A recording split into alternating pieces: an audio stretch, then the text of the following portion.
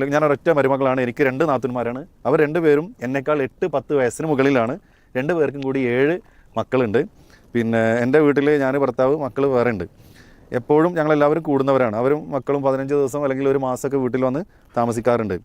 എത്ര ദിവസങ്ങൾ നിന്നാലും മരുമകളായ എൻ്റെ മാത്രം ജോലിയാണ് അവർ വീട്ടിൽ വന്നു കഴിഞ്ഞാൽ അവർക്ക് വേണ്ടിയുള്ള ഭക്ഷണം രാവിലെ മുതൽ വൈകുന്നേരം വരെയുള്ള ഭക്ഷണങ്ങൾ തയ്യാറാക്കുക, അവർ കഴിച്ച ഭക്ഷണത്തിൻ്റെ പാത്രം, നമ്മൾ കഴിച്ച ഭക്ഷണത്തിൻ്റെ പാത്രങ്ങൾ കഴുകി വെക്കുക, ഭക്ഷണം തയ്യാറാക്കിയ പാത്രങ്ങൾ കഴുകി വെക്കുക എന്നീ ജോലികളൊക്കെ.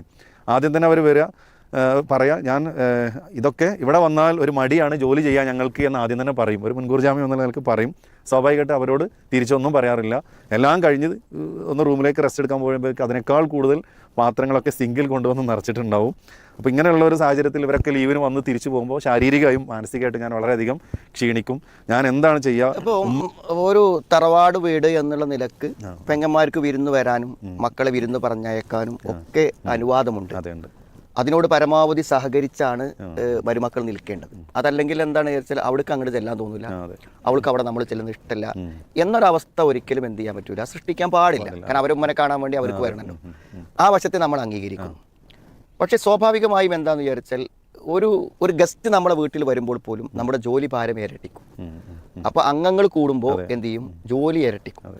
അപ്പോൾ ഒരു 15 ആൾക്ക് ഭക്ഷണം ഉണ്ടാക്കേണ്ടത് ഒരാളാണെന്ന് വരുമ്പോൾ, അവരെ പാത്രം മുഴുവൻ ഒരാൾ കഴുകണമെന്ന് വരുമ്പോൾ സ്വാഭാവികമായും എന്ത് ചെയ്യും, ഈ മരുമകൾ എന്ന് പറയുമ്പോൾ അവൾ ഒരു ഭർത്താവിനെ സ്വീകരിച്ചു എന്നുള്ളതുള്ളൂ. ഭർത്താവിനെ സ്വീകരിച്ചപ്പോൾ അവർക്ക് താമസിക്കാൻ ഒരു ഇടം കിട്ടിയത് എവിടെയാണ്? ഭർത്തൃ വീട്ടിലാണ്. അപ്പോൾ അവരെന്ത് ചെയ്തു, ഒരു ഭർത്തൃ വീട്ടിൽ ഞാൻ എത്തുമ്പോൾ എൻ്റെ ഭക്ഷണം ഉണ്ടാക്കി ഞാൻ കഴിച്ച് എൻ്റെ ഭർത്താവിന് ഭക്ഷണം കൊടുത്ത് ഞാൻ അവിടെ ജീവിച്ചാൽ പോരല്ലോ.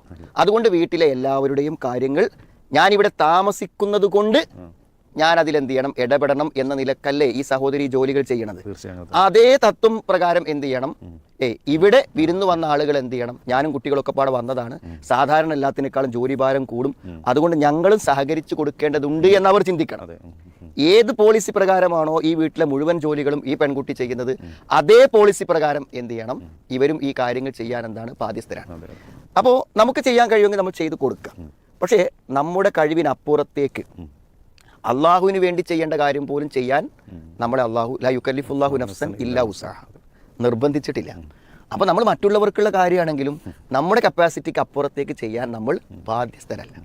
പക്ഷേ ഈ മരുമക്കൾക്കുള്ള ഒരു പ്രതിസന്ധി എന്താണെന്ന് ചോദിച്ചാൽ, ഇത് ചെയ്യാതിരിക്കാൻ പറ്റൂല, ചെയ്യാൻ കഴിയൂല എന്ന് പറയാൻ പറ്റൂല. ഇപ്പോൾ ജോലിയിൽ എന്തെങ്കിലും ഒരു ഭാരം പറഞ്ഞാൽ എന്താണ്, ഉടനെ വരുന്ന കമന്റ് എന്തായിരിക്കും, ഞങ്ങളൊന്നും വരുന്നത് ഇവൾക്ക് ഇഷ്ടമല്ലാതെ. ഇതൊന്നും പ്രതികരിക്കാൻ പറ്റൂല. ചിലപ്പോൾ ഭർത്താവ് പോലും സപ്പോർട്ട് ഉണ്ടാവില്ല. അപ്പോൾ ഇങ്ങനത്തെ ആളുകളോട് നമുക്ക് പറയാനുള്ളത്, നമ്മളെ ബുദ്ധി വർക്ക് ചെയ്യാമെന്ന് മാത്രമേ ഇതിന് പരിഹാരമുള്ളൂ. നമ്മളെ കൊണ്ട് കഴിയുന്നതേ ചെയ്യേണ്ടതുള്ളൂ.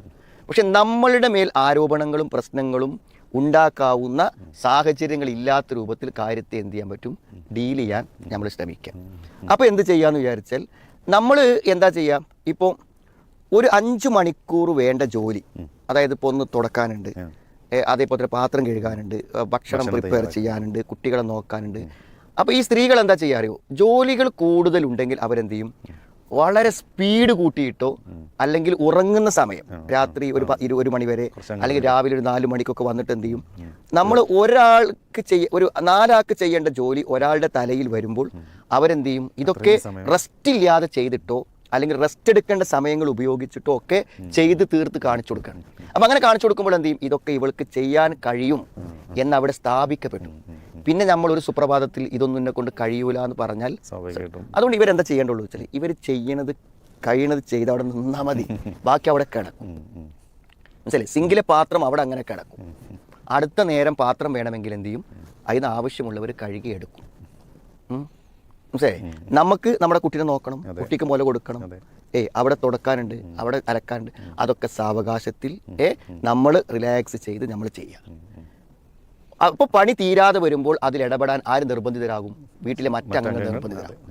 ഇത് നമ്മൾ എന്ത് ചെയ്യാണ് ചെയ്യണത്, നമ്മളെ കൊണ്ട് കഴിയാത്ത കാര്യങ്ങൾ കൂടുതൽ സമയമെടുത്ത്, നമ്മുടെ റെസ്റ്റ് സമയമെടുത്ത് നമ്മൾ ചെയ്യാം.